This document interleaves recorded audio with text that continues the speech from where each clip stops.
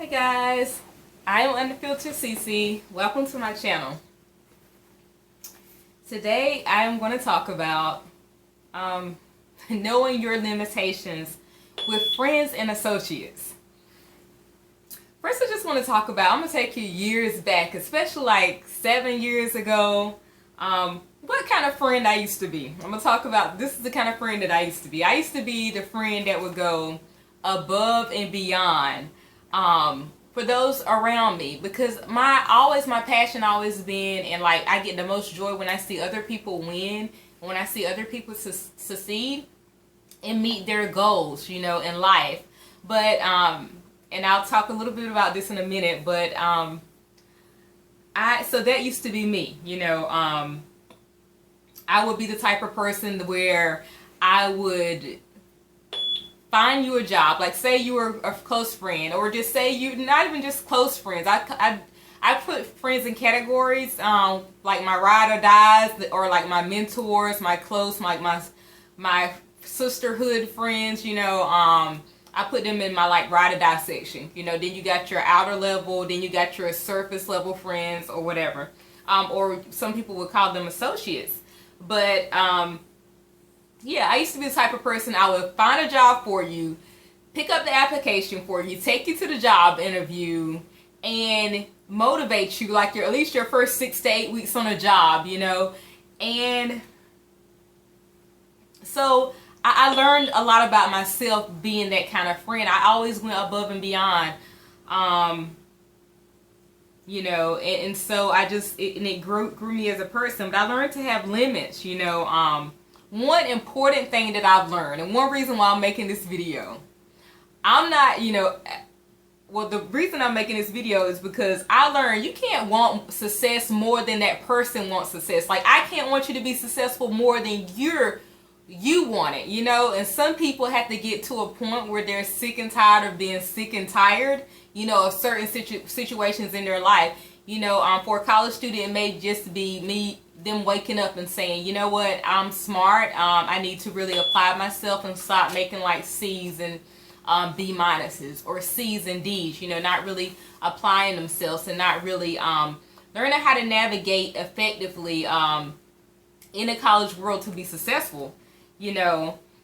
So that's one thing I've learned, and I think this is a big part of why I'm making this video. I know it's entitled, you know, Limits with Friends and Associates. An expert, like I said, I'm going to constantly throw out names because I consider myself a resource guru to a certain extent. And Dr. Henry Townsend, and I think I've mentioned him before. If I haven't, I'm sorry, Dr. Henry McLeod and John Townsend have written the book series Boundaries. Boundaries for relationships, boundaries for friends, boundaries for dating, all different types of boundaries books to teach you all about this from the psychology level. And they are well respected, renowned authorities on this subject. So, and I'm gonna probably say a lot. Like I said, I'm just starting out with my YouTube channel. This is going to be a place of motivation, a place that's going to be inspirational. I don't want to just limit my channel to, you know, minorities, women, you know, or just women all together, you know, anybody that inspires and it encourages. So,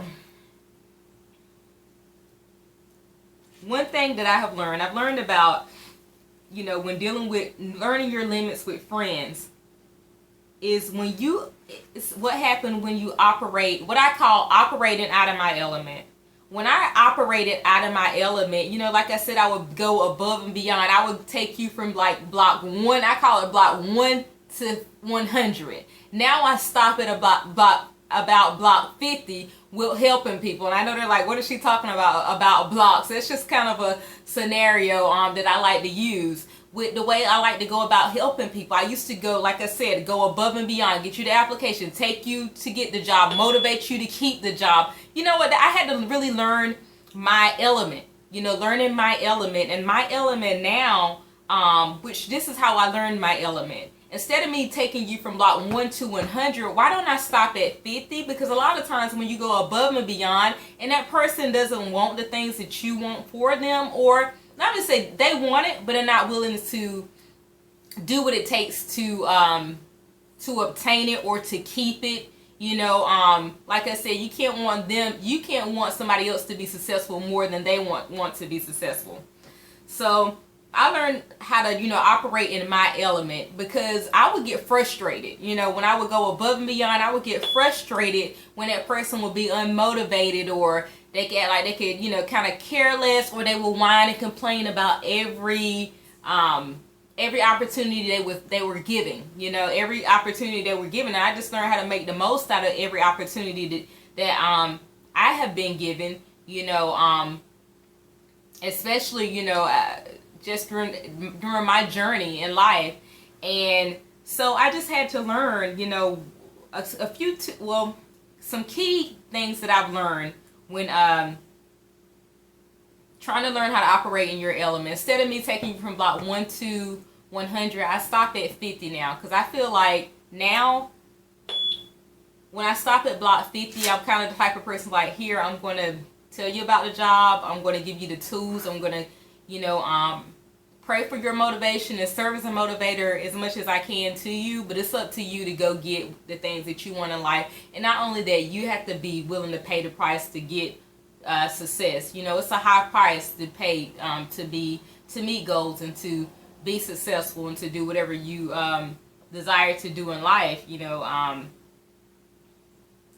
So being that I'm scared to death of editing, I'm just trying to stay to my notes. Yes, I got my little notebook out. I'm probably going to have this notebook for the first year of YouTube that I'm on YouTube.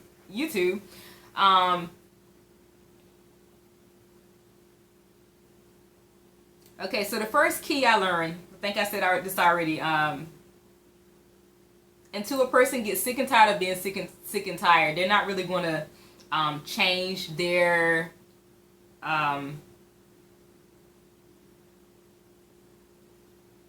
sick and tired of their situation. They're not going to go above and beyond to get the things that they need to get. The second thing I want to say is, which I have to get my phone for this. Hold on one second.